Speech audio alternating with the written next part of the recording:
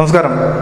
മുസ്ലിം മതമൗലികവാദ സംഘടനയായ STPയുടെ പ്രതിഷേധങ്ങൾ നമ്മൾ ഇതിനകം നിരവധി തവണ കണ്ടതാണ്. ഇപ്പോഴവർ സിനിമകൾക്കെതിരെയുള്ള പ്രതിഷേധങ്ങളുമായി രംഗത്ത് വന്നിരിക്കുകയാണ്.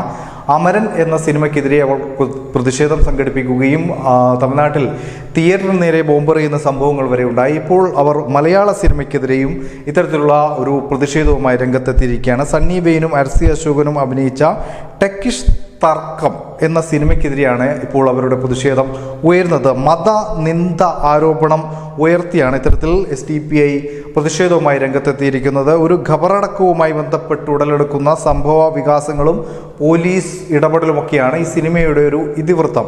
ഇത് തങ്ങളുടെ മതത്തെ നിന്ദിക്കുന്നത് എന്ന് ആരോപിച്ചുകൊണ്ടാണ് ഇപ്പോൾ അവരുടെ ഭാഗത്തു നിന്നും പ്രതിഷേധങ്ങൾ ഉയരുന്നതും. ഇതിൽ സമൂഹ മാധ്യമങ്ങളിൽ വളരെയേറെ സിനിമയ്ക്കെതിരെ പ്രതിഷേധവും പ്രചരണവും അവർ നടത്തുന്നുണ്ട്.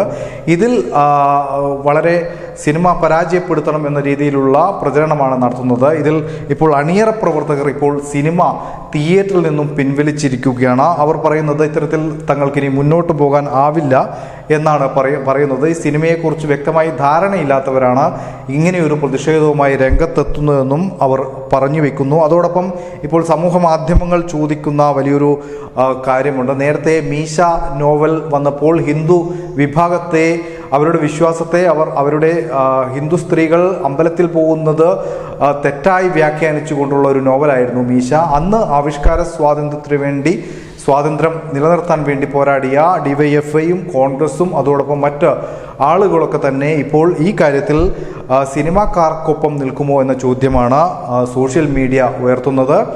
അതിനൊപ്പം വളരെയേറെ പ്രതിഷേധവും സിനിമയെ സ്നേഹിക്കുന്ന ആളുകളുടെ ഭാഗത്തു നിന്നും ഉയരുന്നുണ്ട്.